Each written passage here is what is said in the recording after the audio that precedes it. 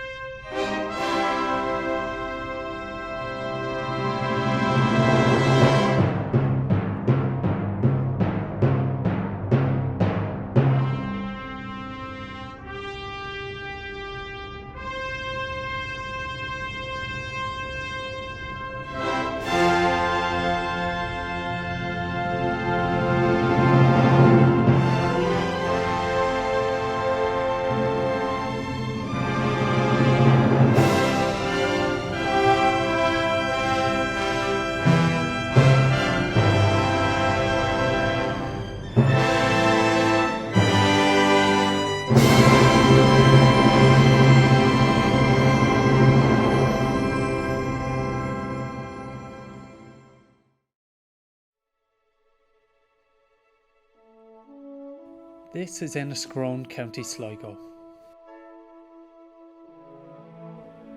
A quiet seaside town on the wild Atlantic Way. But recently, this town has seen a huge increase in visitors. Attracted by the progress of Quirky Nights Glamping Village. Quirky Nights is a glamorous camping site being built with taxis, a double-decker bus, and its 10-pole attraction, a Boeing 767. The project is the brainchild of funeral director, businessman and entrepreneur David McGowan.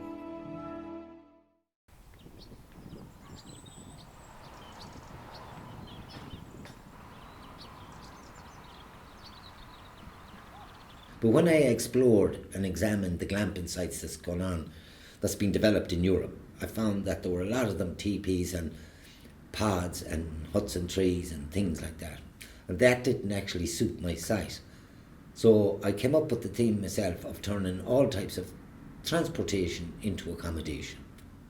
Because it had to be something sturdy, it had to be something different to create a social impact. It had to be something, I like the environmental aspect of it as well. Every unit I'm putting in is decommissioned, so it's going to be smashed up and flushed down the toilet. I'm putting them to another use, and the people can get enjoyment out of them. So I came up here to his office one day and he told me, I have something big for you. My family thinks I'm crazy, but I'm buying a plane. Because initially we were thinking about pods, putting pods in the glamping site. And we went over to Lithuania and I tried to contact different companies as well, manufacturing pods. And that's where I left it. And then I went on maternity leave. And then when I came back, that was his big news to me. And I just loved it. How do you go and find a plane? Well, I know planes are decommissioned around the world. And I knew Ireland were decommissioning planes. So I rang around all the airports. Some of them never got back to me. But Shannon did. And they told me they had one. But it was no good to me because it was too big. And I told them, well, hold it there till I get down and have a look at it. And I did go down to have a look at it, and then we started the negotiations. It was the very first thing for them. It was the very first time they did this, and they were very excited about it, and they weren't sure. But we got into negotiations and I convinced them that, this town needs something big, needs a plane. It needs something unusual to happen to lift the town. And I met some good people there, and they were a little bit cautious, as they would be, because it meant, it meant bringing other people into the airport to prepare it for the move, and having to move it up the clear, like, it wasn't an easy task, and it wouldn't have been easy for them to get that passed across their board either.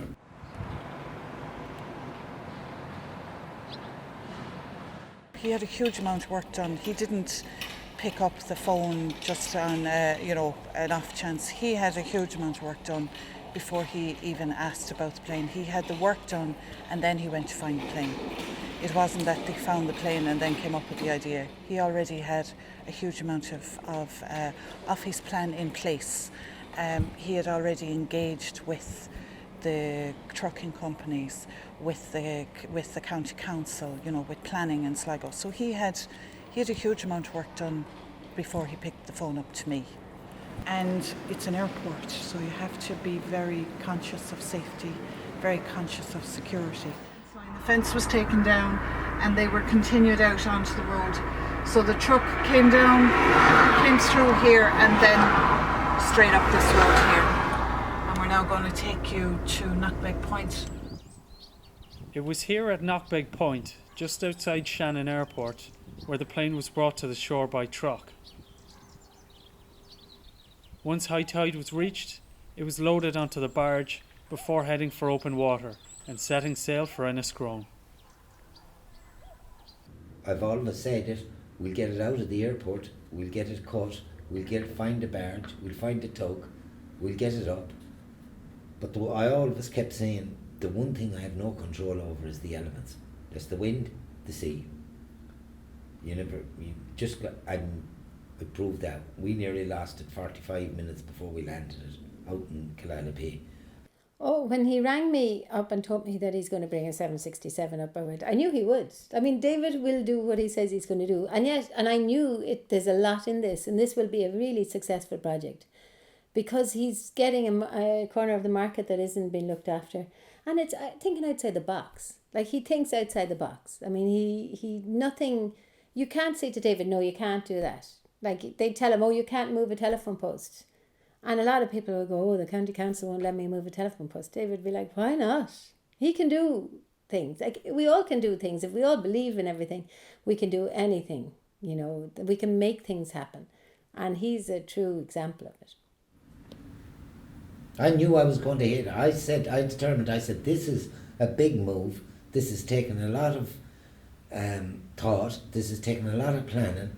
It's using the services of good people, and there's good, I said to myself that this will make Sky News. And on Saturday night, we made Sky News. On the same night, we became one of the most talked about thing on Twitter in the world. I knew it was going to make that. I was positive it was, and it did.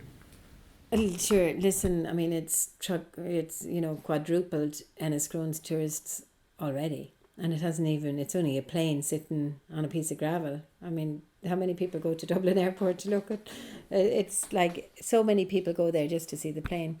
So I think the minute it gets up and running, it'll increase the tourism big time in Enniscrone. But David isn't resting on his laurels. This is David's daughter, Breed McGowan. Breed is overseeing plans to host a festival in the campsite to mark its opening in 2017.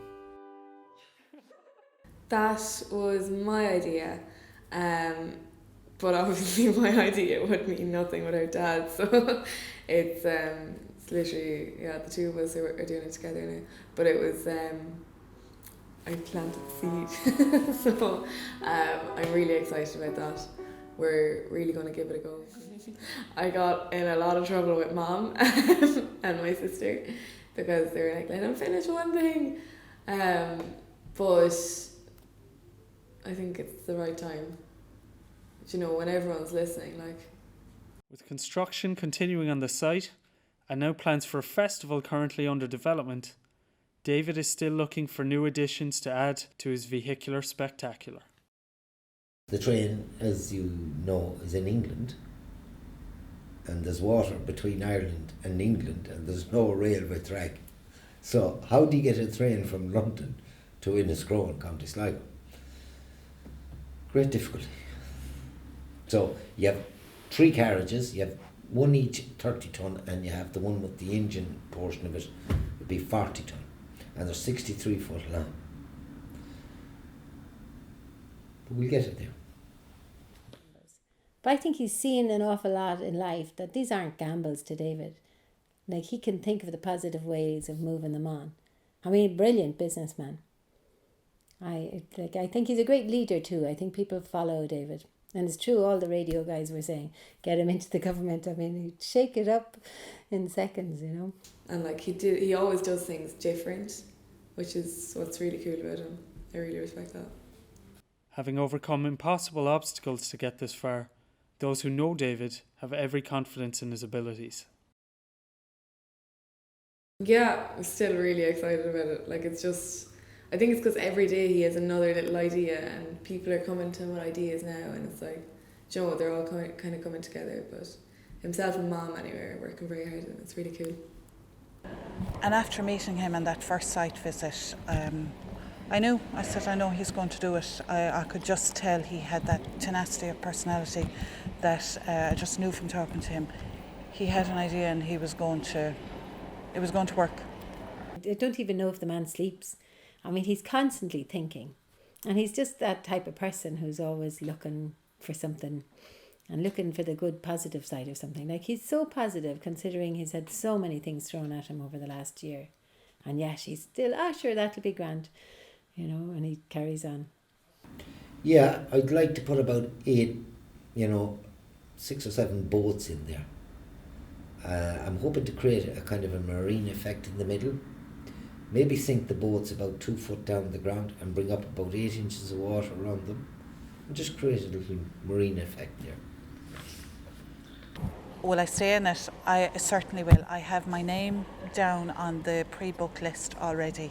I've logged on and my name is on it, so I'm hoping to spend a couple of days in Enniscrone in 2017, and I'm very much looking forward to it. And will you stay in the plane? Oh, I have to stay in the plane.